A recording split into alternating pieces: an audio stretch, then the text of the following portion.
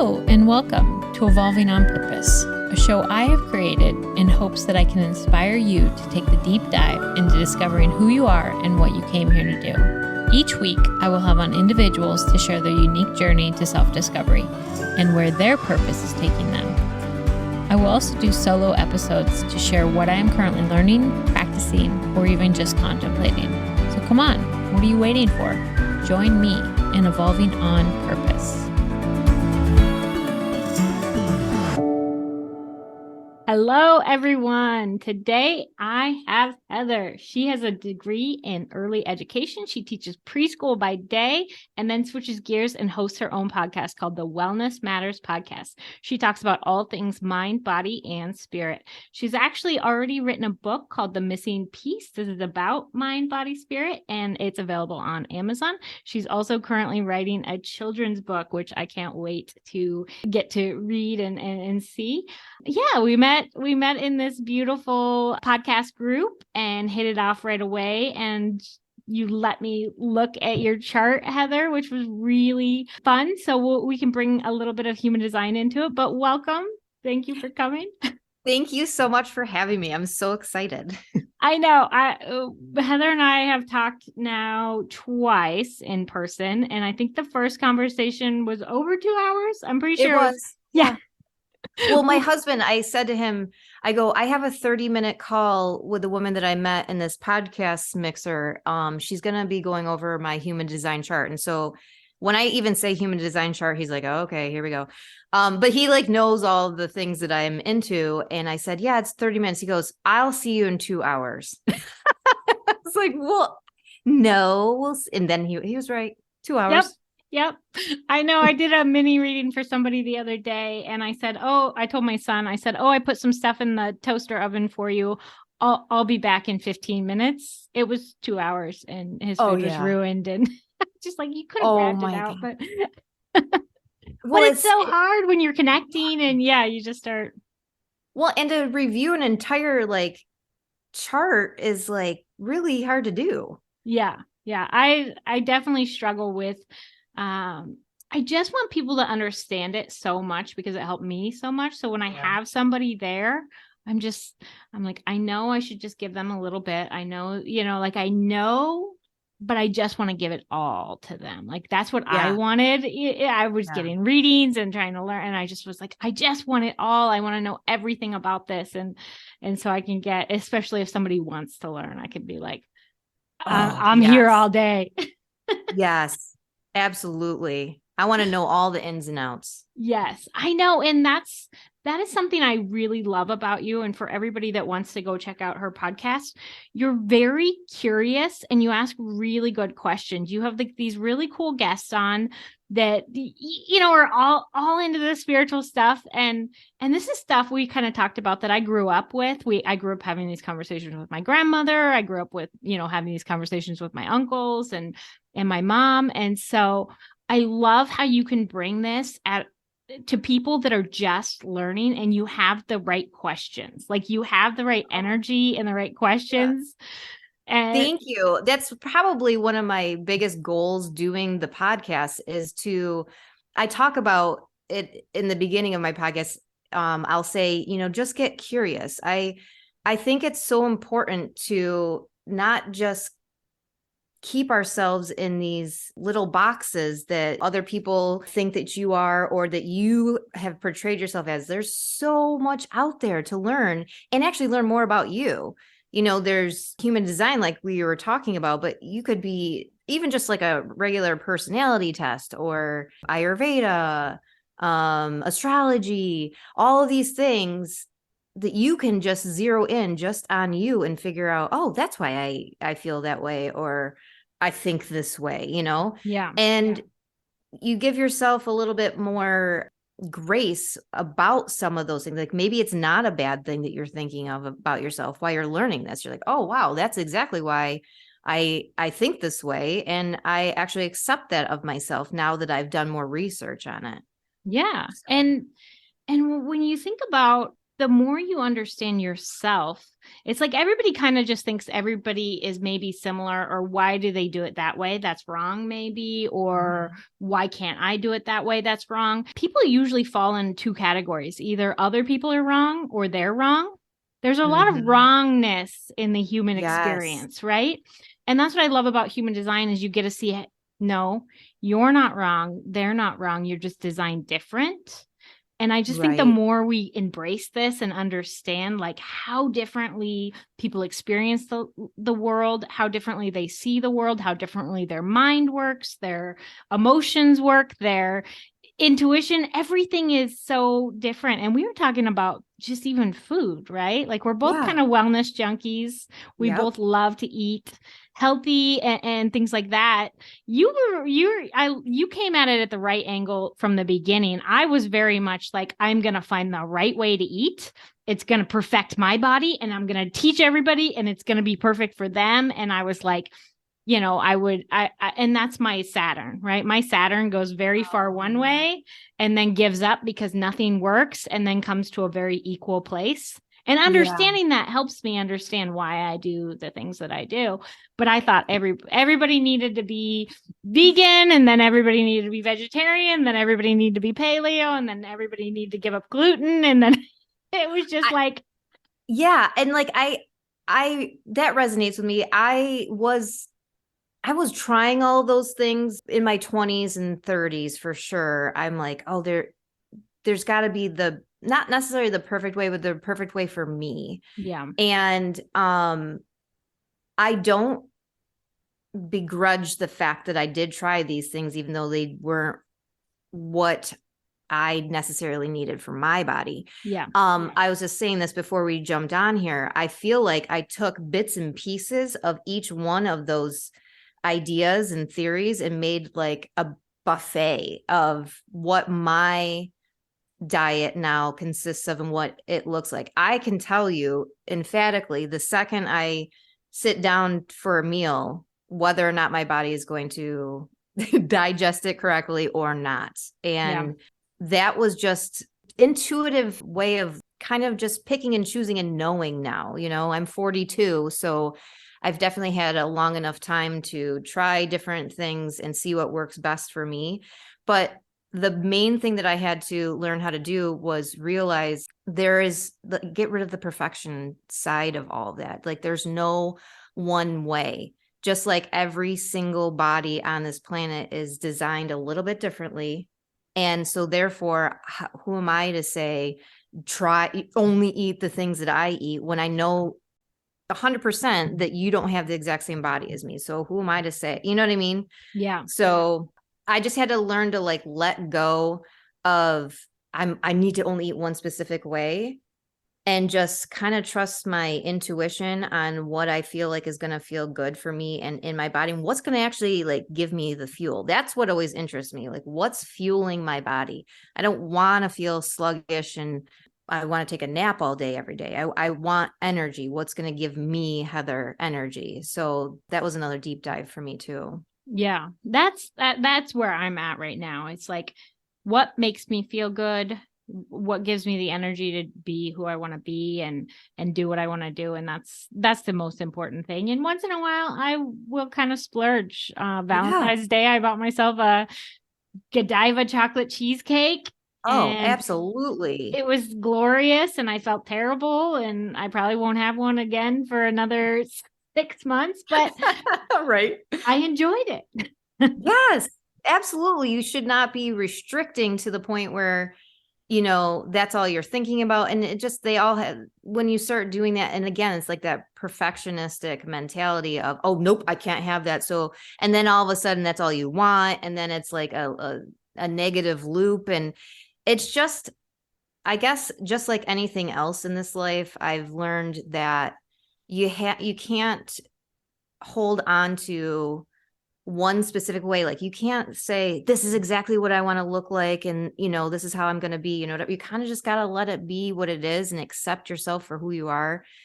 I know that everybody kind of says that, but once you can actually do that and not have these unrealistic expectations of yourself, then it's like, you're not white knuckling it anymore. You're not so under pressure to look a certain way just because somebody says that that's the way you're supposed to look. We got to remove all that noise of everybody else or what society thinks that you're supposed to look like, and just be okay with you. Yeah. Yeah. And that takes so much off, because just even the stress of worrying about what you're eating or worrying, like that stress Oh, is that so goes bad for your body, and yes, that so goes bad deep. for, yeah. And so letting go. So yeah, so you've got the three pillars, right? Mhm. The body, which, Yep. yeah, we're gonna mess around, see what works for you, what makes you feel good in your body.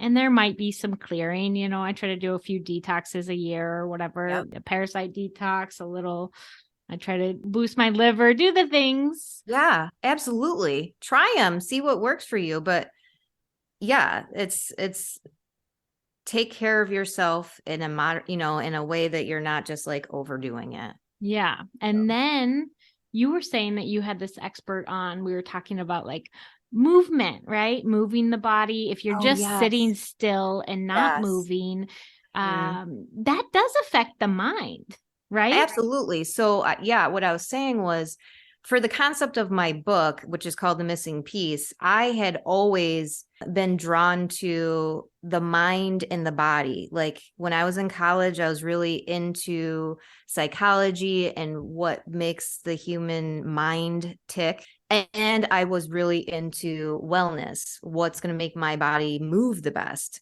So I spent a lot of time in those two areas. And the place that I was missing was the spirit piece. I didn't grow up super religious. So I didn't have, and that's like, we were discussing this as well. Like, I was not confined to a certain way of belief, which is great, because then I could be so open minded to all these other parts to what spirituality looks like to me. And in 2019, I came across a woman named Lauren Roxburgh on a podcast that a friend had sent me. And her whole philosophy, which she was a huge Pilates instructor, but what I did not understand was the fascial part of our body that is like this giant wetsuit just underneath our skin, which allows us to be malleable. Like we can stretch and move and with ease. And we don't have to age so dramatically and not be able to move. Like just because somebody turns 40 doesn't mean you can't move anymore. And her whole philosophy was talking about keeping that fascial part of your body, which is on your entire body, just underneath your skin.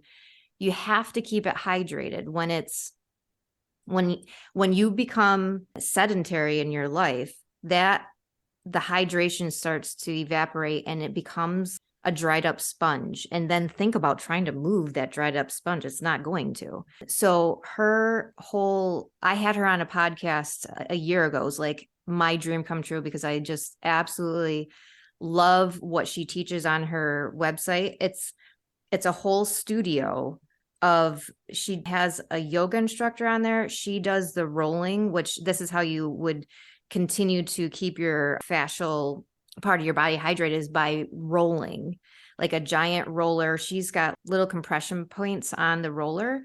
And by rolling all the different parts of your body, and almost the way that she doesn't really say it this way, but this is what makes sense to me, is so we're always like walking in that forward motion and eventually become hunched over, especially when we're doing our phone and, working the TV and remote control. We're always moving forward. She's like, move your entire body the opposite way. So start rolling your back out, turn your wrists out the opposite way, put your legs up in the air and be elevated, and allow new oxygen to flow through your body and create more of that hydration. So Lauren Roxburgh was just so amazing to have on my website, but also learning. And I'm still a member to her website today. And so, yeah, I was learning how to take care of my body in a different way other than just beating it up at the gym, which I did do that for years as well. And Yeah. I'd walk away from that and think, oh my gosh, I can't move my neck. You can get soreness, of course, but there just seemed to be more chronic things that were happening. And when I started to show my body that hydration, that TLC, then I could go to the gym and then roll afterwards and still have mobility. Yeah. So yeah, it just reinvigorated me. My mom and I watched Bob Cooley. He was on Oprah at one point, and he has a book, and he talks all about the fascia and the actual like emotions stored in it too. Yes. And she bought the book, and I did it for, I don't know, a few days in a row, and then I would kind of do it off and on. And I do kind of like a flow routine in yoga, and I move some of the movements that do it. But you've just reinvigorated me for sure, because I will work out, and then I will get like stiff or sore. And I mean, I'll be 40 this year, and I'm just like, this is part that needs taken care of. And I sit at a computer so much because I'm so excited about what I'm learning and doing and sharing. And it's like putting in that time to really, and it was really interesting. He said to place your hands on your heart when he was doing part of it, because he said your hands have so many neurons that where your hands are touching, they take in so much information, and where your focus goes, your energy goes. Oh yeah. Like there's actual energy vortexes right in the palm of your hand, in the bottom of your feet. So like, that's why grounding is so important. Go outside barefoot. You're literally pulling up that magnetic pull of the earth right up through your entire body. That energy is going right up through your whole body, but your hand is another like hot spot for that. Yeah. But doing the rolling and keeping your fascial body hydrated is prevention. So it's going to keep you younger. And so if that's something that you're interested in, I don't know who wouldn't be, who doesn't want to be mobile. It's like a non-negotiable for me. Like Lauren talks about doing the rolling before a workout even. So you're even more stretchable, I guess. I don't know what the word is, before the workout. And then you can do it after. You can do it just as your workout. But what I found the most interesting, and this is what kickstarted me into my spiritual journey then in 2020. So this is 2019. What really got me when I was doing those videos or whatever, she would talk about having trapped emotions inside of your body. And maybe she learned from her or from this guy that you're talking about too, but she's been like dubbed the body whisperer or whatever. But when she started talking about having trapped emotions, especially women keeping like housing them in your hips, and think about it. I mean, that we do have, broader hips for the most part. And a lot of women have trapped trauma in their hips, or just all throughout your body, of course. But it was energy. It was something that happened in your life that was traumatic at the time that you did not deal with. And it gets like, it starts out in your energetic field and just kind of works its way into the physical body. And at that point, you've almost forgot about the trauma. So now you're trying to dig and dig into, why do my hips hurt? Why do I feel this way? And it's like, oh yeah, 10 years ago, somebody made fun of me so bad I went home and cried, but I completely forgot about it because you didn't deal with it then. And that again is just another probably defense mechanism that humans do. Like, oh, if I don't deal with it, it'll go away. Well, that's a huge fallacy. So it gets stuck in our body. And those are another forms of blockages. And you can kind of release that stuff through the rolling exercises. Yeah. My friend, she's a yoga instructor, and she's getting ready to take a booty course, which really shakes. It does that shaking. Yeah, the shaking. Yes. Yep. But it also removes stored trauma. And she's been playing with just some hip movements. And she said every time she does these hip movements, tears come to her eyes. She doesn't know what's releasing, but it's like, and it's not just moving the hips, but it's the intention of moving and releasing. Tears will just come to her eyes, and it's like such a beautiful thing. That actually so beautiful. Just reminds me of, I'm a QHHT practitioner that you do like past life regression. And every time I would ever do it, I don't really do it anymore because it's like a 7-hour process. Like you're there, right? I mean, it could be 5 hours, but sometimes it's all day by the time you talk about everything that they're going to go through, and then you do the regression, and then you talk about everything that went, it's a lot. But every single person that I ever put under, just tears streaming down their cheeks, because it's such a release, right? Such a release. Yes. And again, like we bring into this current life, like lots of trauma from past lives, and not even really understanding. Did you read the book Many Lives, Many Masters? Yes. Oh my gosh. I had it on Audible. I had to listen to it. I listened to it probably 3 times because I was so blown away. Yeah. So if anybody's like the listeners right now are listening to, if you've never heard of this book, Many Lives, Many Masters, it is so mind blowing in the fact that this was just an actual doctor who was doing hypnosis, and he was the biggest skeptic there is. And that's these stories that keep coming up and all over the place in all walks of life, in different countries, you name it, different doctors, different therapists, that they hear these stories of their patients being hypnotized or regressed, and they're talking about things that are not of this world now, things that happened in like Atlantis or just many, many, many, many years ago that could not have happened in this specific lifetime. And they write about it. There's like just so many different books, but Many Lives, Many Masters, that one was, I think, such a game changer for me, again, because of how he was such a skeptic. And by the time he was done, he's written several books though. Yeah. And by the time he was done, he was like, there's no denying this. Yeah. There is absolutely no denying this. And I don't think that anybody out there listening has to believe in past lives. I don't believe you need to. It makes sense for me. It always has. It makes sense that like a child that was born and passed away right away, that wasn't its only life. Like it came here to do a very specific job and teach a very specific lesson to probably the parents. And so it's like, it just makes a lot of sense. It makes a lot of sense that this is at our school, that we come here to learn lessons, that you need a physical body, you need life and death, you need these things to actually learn the lesson. If we didn't have that, we wouldn't. It makes a lot of sense to me. I don't think that you have to believe that.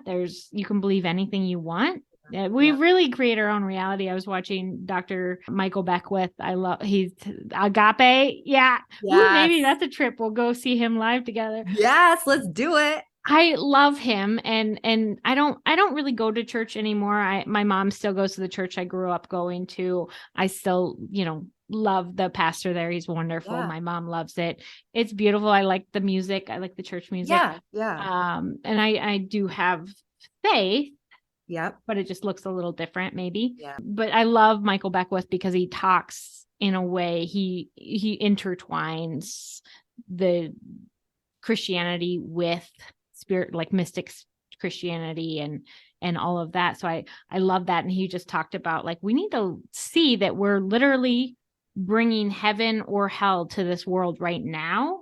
Yeah. In our physical body. Somebody says, oh, what's heaven like? You're here, you're creating it through your body. It's like wherever you go, there you are. You don't ever go away, right? Right. So it's like, this is part of heaven. Like, we're creating it right now. If we choose to. If you can see it in that way, like we were discussing before we jumped on here, your children talking about death and dying, whatever, like what happens next and whatnot. And I had explained, so when I was in college, I did learn that there is an actual developmental phase that children do go through. So if, you are a parent, you're like, oh my gosh, why is my kid so fixated on death right now? They do. It's part of the developmental phases of becoming an adult where they do start fixating on it more and more because they want to understand it. And it's terrifying to them too, because they don't get it. So when my kids were going through it, my kids are like teenagers now, but when they were going through it when they were younger, especially my daughter, she was like, I can't imagine a life where I'm not going to see you. You know, I had been taking kind of like a spiritual class at the time online, and the instructor had talked about this children's book, and I had to run downstairs and get it just for you listeners, but get it if you feel called to. It's called The Little Soul and the Sun. And who's that by? Because that's the same guy that wrote Letters to God, I believe. Oh, did he? Okay. Yeah. This book was completely transformative for my kids because I didn't know how to like explain that they will see me again kind of concept. But it's Neil Donald Walsh. Yeah, he wrote Conversations with God, which has been a life-changing book for so many adults that have read it. He wrote a letter to he just wrote down a question because he was kind of an atheist or something, I think, and God answered him. And so then he wrote letters to God for like I think years. I haven't looked at the book in forever, but if you're an adult, read Conversations with God. And if you've got a child, read this book, right? The Little Soul and the Sun is technically a children's book, but if you are an adult who's like, I don't know what I believe in, it's actually a good way to just open up this book and kind of look at things a little bit differently. But basically the concept of the book is this little angel, he's talking to God. And again, you don't have to believe in God. God can be source. It can be whatever you identify as the like creator type. And so this little angel boy is talking to, I'll say God for right now in the book, and says, I want to go back to Earth and learn another lesson, meaning he'd already been there before. And he says, I'd like to learn the lesson of forgiveness. And God then says, you know, are you sure that's what you want to do? And he's like, yep, I'm ready to go. So then the next part of the book, he's talking to now his best friend, who was another little angel. And it was a girl. And she was like, okay, I can't remember the name of this angel. We'll call him William. If you're going to be leaving, William, but that's totally fine. I know that your lesson's going to be on forgiveness, but I'm going to come with you. So basically she's talking about having another life there as well, the two of them down there together. And she said, but you have to remember this feeling of love that we share for each other right now in this moment while we are here, like in heaven or wherever they are, because I'm going to be the one to teach you the lesson of forgiveness. And she goes on to say how I'm going to do horrendous things to you in your life to make you understand how important it is to, in the end, forgive. And he's like, okay, yeah, totally fine, whatever. But then we all go down to Earth School and kind of have amnesia, right? And what we were discussing before we started this podcast was some of, you know, we have like spiritual family in this life that teach us so many things in a positive way, but there are also some of the people that probably love us the most are the people that just get under our skin and are our biggest teachers. But as long as you can look at it from a different perspective of what am I supposed to be learning in this horrendous time in my life that this specific person put me in, and say, it's easier said than done because we have all these emotions here, and it's easy to have kind of like that victim mentality, especially nowadays. But if you can just like remove yourself from those hardships and say, what can I take away from this in a positive light, and just start looking at it from a different angle. So yeah, this book was, I read it to my daughter and she's like, oh my gosh, I am going to see you again. It like totally changed her whole perspective of what happens next. Like I saw the relief in her eyes, and I was like, oh my gosh, thank gosh somebody told me about this book and I was able to read it to her. And I read it to my son too, but he was kind of like I'm past that phase. I'm fine. You know? Yeah. I'm definitely going to read it to my kids. I remember my moment because we were talking that I came in this world I remembered, right? Like I remembered past lives. I remembered old soul. Yeah, I could tell, my uncle talks about how I'd ride in the car and tell him all kinds of things about different times, different lives, different, just remembering different things and very specific, and my grandma, luckily, because my mom was like, what is going on with her? My mom's like, she's just remembering, Yeah. and kind of coached my mom on it, not to make it a bad thing. But then you, of course, kind of forget the more that you get into. It was probably by 4 or 5, I really started to shake that off. And by 7, 7 is the first 7 years. Kids are kind of these sponges, and then they start really interacting with the reality of this world a little stronger.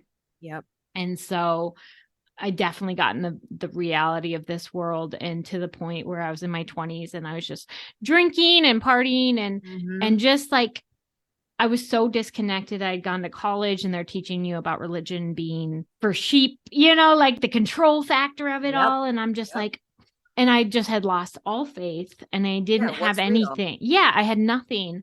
And I was just so depressed about it. And my mom called my aunts and my grandmas or my grandma and said, Angie needs us. Right.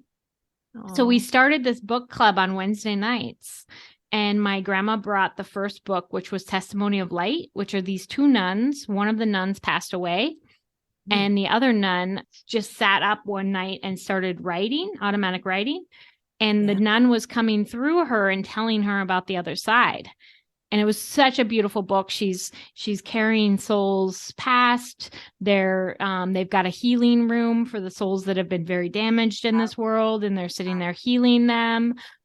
She likes to garden, and she tends to her flowers, and like she talks about all the things that's going on the other side. And and there was this whole this room where people went to try to figure out the laser. And so these souls are all figuring out the laser, and they're trying to find people to channel the technology of the laser. And it was just so cool. Such a cool book, but it just felt very real, right? Yeah. Like there was different levels. Heard it before. Yeah, there were souls that were on, like, maybe this was their first couple of times, and they had a harder time with passing over. And so there were souls that have done it a lot that could take care of them and help them through it and help them and it made so much sense, and it felt true. Yeah. And that was like the moment that I started, and I still had a long way to go to get back to where I am now, right? To relearn, to kind of open myself to all this. I remember specifically about, I don't know, when was Oprah? Like at least 10 years ago. I had like a weird moment like that too, where she had on a couple different families, I think, but this one, it was all on past life regression. And she had on this one woman who her son remembered everything about her brother who had passed away. I think that's how it was. And I was like doing stuff around the house and, getting stuff done. I stopped dead in my tracks, and I was like, because what happened was, I remember the mom brought the son to her old house that she grew up in. And this little boy is looking out. He couldn't have been more than 4, looking out the window saying, that's what he was. He was repeating things that had happened when they were both children. That, like, the son was really like her brother kind of thing. Yeah, had reincarnated. Yep. Yeah. And I remember stopping dead in my tracks and thinking, holy cow, that makes a lot of sense to me. I don't know why I know this. I don't know why this sounds so familiar to me, but it does. And yeah, same thing, like certain books that I'm reading, I've read over the years, whatever. I'm just like what you were just talking about remind me of a Sylvia Browne book that I remembered reading about, like the afterlife, and, because she's like a psychic, but she also can do remote viewing and that kind of stuff. And her books were just all channeled, and I don't know, it's just so wild, but encouraging at the same time to know that there's way more out there that we can possibly even imagine. Yeah. And So even if you don't believe in this or it doesn't ring true to you, I don't think I don't necessarily think everybody's supposed to see the world in this way. I don't think that everybody is supposed to, quote unquote, wake up in this life. In fact, sometimes I think it's a little uncomfortable to be so awake in this life and see yeah, other people get to be so into this human experience. And I'm like, man, that might be kind of easy, to like yes, really care about this problem right, and it really right. be into it. And I'm just like, Do they not see but the bigger picture? yeah, yeah, that can be very uncomfortable for me too, right? Like, Yeah, but it's just, you were saying, it's that knowledge of knowing that we did come to play out these different parts. And that's one thing I love about astrology too, is you literally see like the play. Like, yeah. I chose this personality and these gifts and this and these people to walk in at this point. And So wild. such a beautiful play. And it's like, I'm always trying to find the balance of how do I really play the play and have fun here and love being human Yeah, and still walk this spiritual path to be a light, to be helpful for those that need to kind right. of wake up a little bit and know that this It's is the okay. balance, like I've heard it before and I just reference it all the time. Like it's like 1 foot in and 1 foot out, like 1 foot in the physical world and 1 foot in the spiritual world. So like as above, so below. But it has to be like such a balance. You can't always have your head in the clouds, right? But you can't always just be so earthbound too. Well, you can, but I try to be Yeah. in I think that. some people really came here to really, maybe to like, this time I am going to be the most devout Christian there is, and I'm only going to see one way, and I'm going to feel what it feels like to say, there's only one way, like, Yeah, yeah. that's okay. And even in Right. human design, you can kind of see sometimes people have very defined ways of thinking, right? Like they came here to have a very defined mind, to see things only in a logical perspective, Right. or to see things only in an abstract, or only to have, and it's just such a strong pull so that they can have that experience. Yeah, and that's the thing. Just like with that children's book, he's like, okay, I'm going to come down and learn forgiveness. Like that specific person's like, okay, I'm going to learn how to, only think a specific way and see how that serves me because that sounds kind of fun to try. And it is, because here on earth there are so many different options that we have free will and we can just kind of change things on a dime.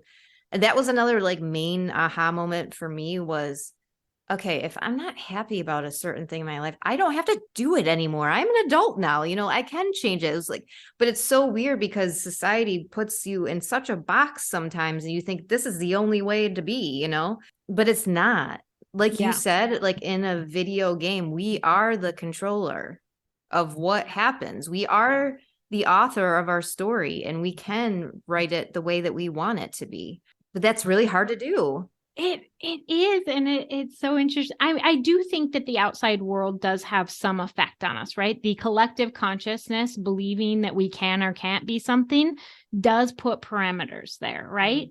Mm-hmm. But I watched The Matrix the other day. You know how in the spiritual community they say a lot, oh, we're in the Matrix and this and that. Yes, And I had yes. watched The Matrix when it first came out. I hadn't watched it again.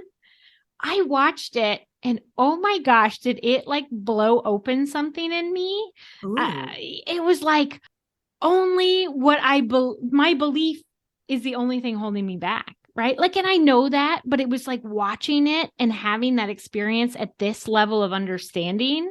And yes. I mean, it's like a little bit of a dark tale with them being hooked up in these things in the earth, like it's a little bit dark, but just watching like the way that Keanu Reeves goes through I'm here, but there's something communicating with him in his dreams and this and that, something pulling him. And Yes. then he meets and gets, the unveiling. And then he like has to believe in himself and actually put it into, get his butt kicked a few times to be Yeah. like, oh, wait, that, I yeah, I had never watched that movie and I had just gone to see my dad with my husband and 2 kids back in February. And it brought up, and my dad and husband are like, "You've really never watched that before?" I'm like, "No, does that look like a movie I'd watch? It's not. I don't like scary things." And so then I was like very intrigued. I'm like, "Okay, what is this? The Matrix?" And I kept thinking about it, whatever. And I was like, "Okay, when I get home, I'm going to watch The Matrix." So we get on the airplane and we're flying on Delta that has the little TVs on the back of the chairs. And I go to the movie section because I'm going to watch something. And they're showing The Matrix, like this movie from, I don't even know how long ago this movie was made, 20 years ago. And I'm like, well, I guess I'm going to watch The Matrix now. And so, yeah, you're referencing it. And it has some really deep topics in that movie about being in control of your own life, and you don't have to be in the quote unquote matrix if you don't want to, even though everybody around you is in the matrix, and living by what your family told you were, or society and all that. You can actually pull away and do things on your own terms, is kind of like how I took it anyway. Yeah. No, Yeah. it's very interesting. I also just watched Interstellar with, who is in that? Somebody had mentioned it in the spiritual community, and I had watched it right when it came out, and I rewatched it. And literally, like, my brain was getting like this downloaded, like, super, like, all this information watching it. It was like, Yeah. I was ready for this information to maybe change a pathway in my brain, or Yes. it was very interesting. Like, I was watching it and I was like, I've seen this. I saw it before. I thought it was great, but it was like 10 years ago. I wasn't That's at the the thing. Like, if I same. had watched The Matrix 20 years ago, I don't think nothing would have resonated with me. I wasn't ready to learn all Yeah. that stuff. I Yeah. wasn't ready. It's so interesting. Books do the same thing to me. We always read this book. It's got a blue feather on the front of it. I'll put it in the show notes. But we always read that growing up. It was one of, like, my grandma's favorite books. It was my uncle's favorite books, and it kind of talks about all this stuff, but in like a story, like a fake story Yeah. line. And at one point, the spiritual teacher's there with this guy, and he takes him to the movie, and the guy's, "What, in the movie?" And he keeps talking to him, and he's like, "Leave me alone, I'm in the movie." And then they talk, and he's like, that's basically, like, that's what life is. It's like, why do you ask why we come here? You've seen that movie before. Why do you care? Like, but it's fun, right? Like, it's Yeah. fun to go in there Yeah. and be in the movie theater, and that's why we do it. And yeah, we've talked about all kinds of fun things. There's so many things I want to talk about, and we haven't even gotten to half of them. Of course, I have another appointment, so we will have to do this again. Obviously, you and I are Absolutely. best friends now, Yes, we're BFFs. Absolutely. so we'll be Oh, talking more. But just kind of give the audience more of, like, sure. where they can find you, and, Yeah. what you're kind of putting out there. And Yeah. So, in 2020, when lockdown happened, I became a health coach with a school down in New York City. And that encouraged me to start a website, like heavily encouraged me to, because they just assumed I'm taking this. I'm now a certified health coach. So I'm going to want to have clients someday. And I wasn't drawn to having like one-on-one clients and talking about basically food and all that stuff, because I don't know, like I had mentioned, that was so much earlier on in my life. And now here's like all this spiritual stuff. I'm like, I just can't get enough. I got to talk about these things. So when I first started my website called wellnessmattersblog.com, I was doing a lot of I did a lot of blogs at the time, and it was more like health conscious type stuff. And I do still like bring that stuff in. Like this Sunday, I will be posting a new podcast with a woman who struggled with addiction her whole life. So, and it was such a beautiful conversation that we had. So I do like touch on the physical side and whatnot, but I post either a blog or a podcast weekly on Sundays. So if you subscribe to my website, you will be getting my newsletter, and it tells you in there. Some other goodies are in there as well, but I always talk about like the content that I'm releasing that week. So it's funny, like it's always like kind of like a moving, I don't know, piece of artwork that I'm always working on, kind of thing, where the topics are it's all mind, body, spirit, all like kind of fits in there. And I've got a new children's book that's coming out called Night Magic that will be out next month, hopefully. And so, yeah, I've got the 2 books on there. I'm starting a membership program. I'm revamping my whole website, but I am going to start like a membership portal where we touch base. Like I give you like downloadable type stuff, but also we'll have like at least one night during the month where we will connect, and I'll have different, because of like podcasting, I've met so many amazing people in different niches that I'd like to have them come in and, you know, speak to their niche and help spread the word of all these different modalities and ways of looking at things. So yeah, I'm going to be putting that up very soon. So you could join the membership program if you'd like. You can follow me on Instagram, which is wellness_matters blog.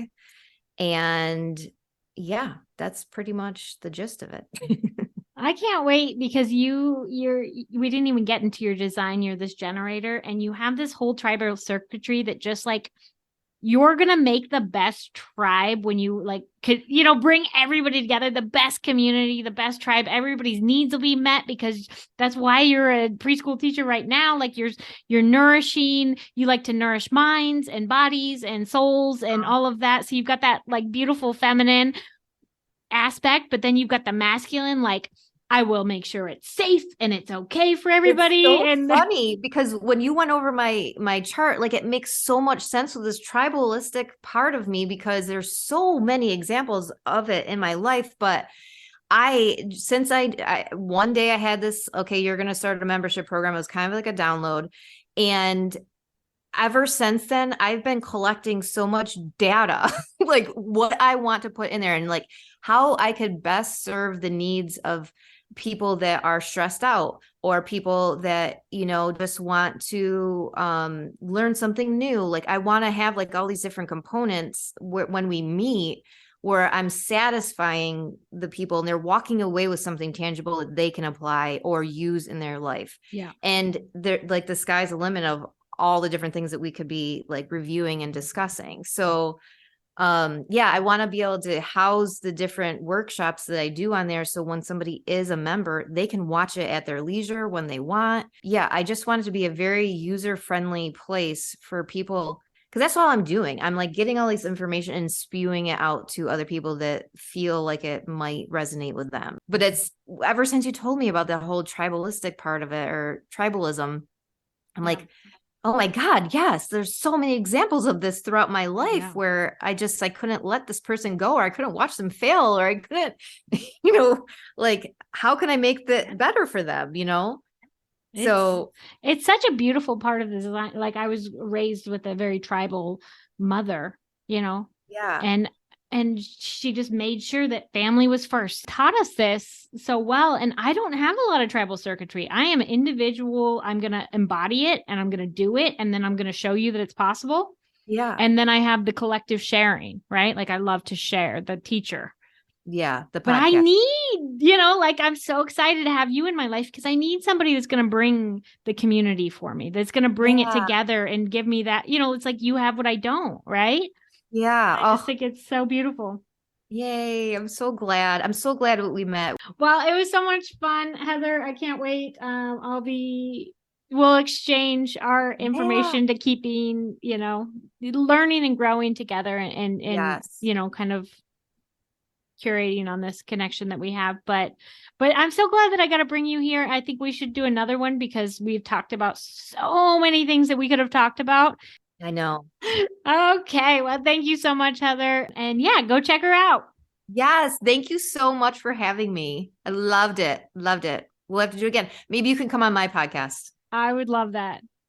Thank you, everyone, so much for listening. I hope that you found something today for your mind, body, and spirit. We gave you a lot to kind of think about and lots of good resources, books, and things like that to check out. So I hope this interested you. And maybe you're interested in finding a little bit more about yourself. book a reading. Go to evolvingonpurpose.org and book a reading with me. I look at your human design, I pull in astrology, gene keys, all kinds of ways to really integrate who you are and who you came here to be in a very individual way. Just the way that Heather and I talked about how everybody is so different. Using these tools, we can really dial in on what you came here to do. So if you haven't booked that yet, go to evolvingonpurpose.org, book a reading with me. Go check out Heather's podcast. I love some of the guests that have been on her podcast. She has an amazing podcast already, wealth of information on there. So check her out.